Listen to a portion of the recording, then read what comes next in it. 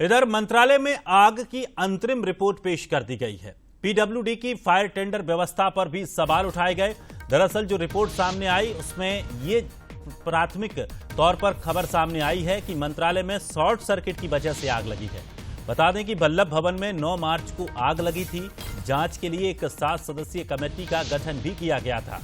Committee को 3 दिन में रिपोर्ट पेश करनी थी। तो इस प्रारंभिक रिपोर्ट में अब तक जो खबर निकलकर सामने आई उसमें ये बात स्पष्ट हुई है कि शॉर्ट सर्किट की वजह से ही ये आग लगी थी। हालांकि पीडब्ल्यूडी की फायर टेंडर व्यवस्था पर भी रिपोर्ट में सवाल उठाए गए हैं।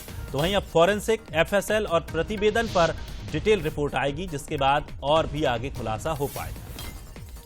और चलिए अधिक जानकारी के लिए हमारे सहयोगी सूरज शर्मा हमारे साथ जुड़ गए हैं। सूरज, मंत्रालय में लगी आग को लेकर एक प्राथमिक रिपोर्ट सामने आई है जिसमें यह कहा जा रहा है कि शॉर्ट सर्किट की वजह से यह आग लगी है, लेकिन पीडब्ल्यूडी की फायर टेंडर व्यवस्था पर भी सवाल उठाए गए हैं। क्या अपडेट है?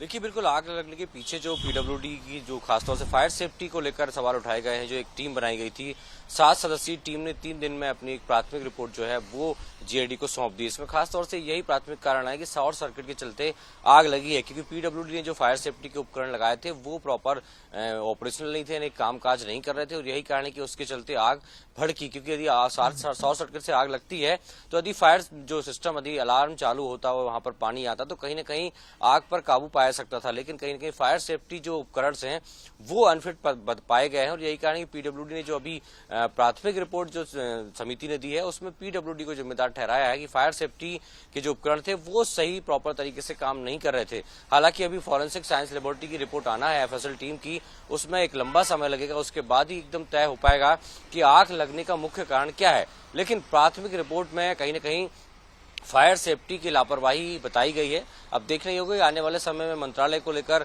पीडब्ल्यूडी विभाग किस प्रकार से कामकाज करता है, और फायर सेफ्टी को लेकर अब मंत्रालय में नए उपकरणों के साथ किस प्रकार से चाक चौबंद व्यवस्था करता है, ताकि आने वाले समय में इस प्रकार की घटना ना दोहराई जा सके। बिल्कुल सूरज, और इस तरह की जब घटनाएं सामने आती हैं तो तमाम सवाल भी खड़े होते हैं, लेकिन अब आगे ये उम्मीद है कि इस तरह की घटनाएं ना हो, जो व्यवस्थाएं हैं उनको दुरुस्त किया जा सके। शुक्रिया हमारे साथ जुड़ने के लिए सूरज। चलिए इधर खबर